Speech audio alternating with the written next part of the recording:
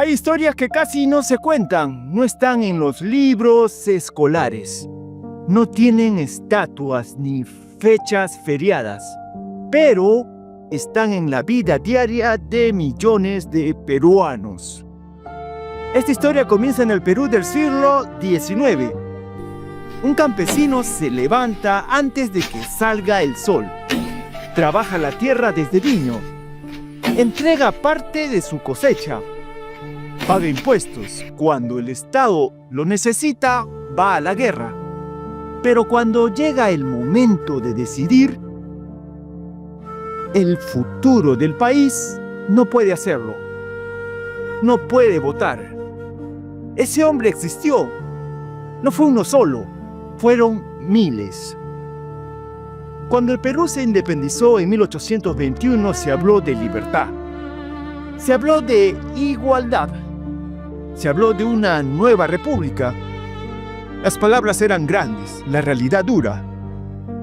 Durante muchos años, solo podían votar los hombres que sabían leer y escribir y que tenían propiedades. Eso dejaba fuera a la gran mayoría del país. En un Perú donde la mayoría era campesina, indígena y pobre, eso significaba algo muy claro. El pueblo no decidía. Las elecciones existían, sí, pero no eran para todos. Eran para unos pocos.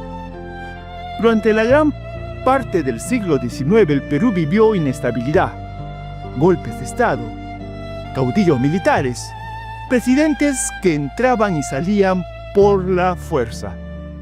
Mientras tanto, el ciudadano común miraba desde lejos, pagaba impuestos, enviaba a sus hijos a la guerra, obedecía leyes, pero sin voz, sin decisión, sin ser escuchado. En 1879 estalló la Guerra del Pacífico. Miles de peruanos fueron al frente. Campesinos, artesanos, pescadores. Muchos de ellos no tenían derecho a voto, pero murieron defendiendo un país en el que no podían decidir quién gobernaba. Dieron la vida sin haber tenido voz. Esa es una herida histórica que todavía duele. Con el siglo XX llegaron cambios, pero no para todos. En 1931 hubo elecciones importantes, pero aún así los analfabetos no podían votar. ¿Quiénes eran la mayoría de los analfabetos? Los más pobres. El campo, los pueblos originarios, otra vez los mismos quedaban fuera. Otra vez la mayoría observaba mientras otros decidían. Hasta 1955, las mujeres peruanas no podían votar. Y aún así, trabajaban, pagaban impuestos, criaban familias, sostenían hogares, pero no decidían el rumbo del país. Durante el gobierno de Manuel Odría se reconoció el voto femenino para mujeres alfabetas. Ese derecho no fue un regalo, fue una lucha, y recién en 1979, con una nueva constitución, el voto se volvió realmente universal, incluyendo a las personas analfabetas. Por primera vez en la historia del Perú, todos los adultos podían votar. El camino no fue recto. El Perú también vivió dictaduras, gobiernos donde no se podía elegir libremente, donde opinar era peligroso. Durante esos años, el voto no existía o no valía nada. Y cada vez que eso ocurría, el país retrocedió. En 1980 y en el 2000, el Perú atravesó una de sus etapas más dolorosas. El terrorismo, miedo, violencia. Las elecciones seguían existiendo, pero el país estaba herido. Muchas comunidades votaban con miedo, bajo presión o sin información. Miles de peruanos murieron. Muchos eran pobres, muchos eran campesinos. Otra vez el costo fue alto. La historia del Perú enseña algo más. No basta con votar. Votar sin informarse también tiene consecuencias. Cuando se elige sin saber, se repiten errores. Se eligen autoridades sin preparación. Se pierde tiempo valioso. Pero las consecuencias no caen primero sobre quienes gobiernan. Caen sobre los hijos, sobre los niños que estudian en escuelas sin recursos, sobre los jóvenes que crecen sin oportunidades, sobre familias que siguen esperando cambios que nunca llegan.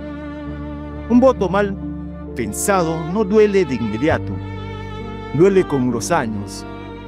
Se nota cuando falta trabajo, cuando falta salud, cuando falta educación. Se nota cuando un niño pregunta por qué las cosas siguen igual. Y muchas veces no sabemos qué responder. Cuando además del voto desinformado llega el silencio, el daño es mayor. Cada vez que el ciudadano se aleja de la política, otros ocupan ese espacio. La historia del Perú lo demuestra una y otra vez. Cuando pocos deciden por muchos, las consecuencias siempre llegan. Hoy el Perú está nuevamente frente a una decisión importante. Es mucho, es complejo y puede cansar. Por eso informarse es clave. Hoy existe algo que antes no existía: voto informado del Jurado Nacional de Elecciones. Ahí cualquier ciudadano puede conocer quiénes son los candidatos, qué proponen, a qué partido pertenecen. Es información oficial, es gratuita, es para todos. Piensa en todos los peruanos que no pudieron votar. Los campesinos del siglo XIX, los soldados de la Guerra del Pacífico, las mujeres antes de 1955, los analfabetos antes de 1979, ellos no tuvieron elección. Tú sí. Tu voto no arreglará todo, eso es verdad, pero no votar o votar sin informarse ya le costó demasiado al Perú. Votar informado no es un favor al Estado, es respeto por nuestra historia, por quienes no pudieron decidir. No votes por rabia, no votes por costumbre, no votes sin saber. Vota informado, vota consciente, porque este país ya pagó un precio muy alto cada vez que su pueblo fue callado. Información es poder. Te invitamos a contrastar las propuestas en la plataforma oficial del voto informado. No dejes que otros decidan por ti. Infórmate, compara y vota consciente.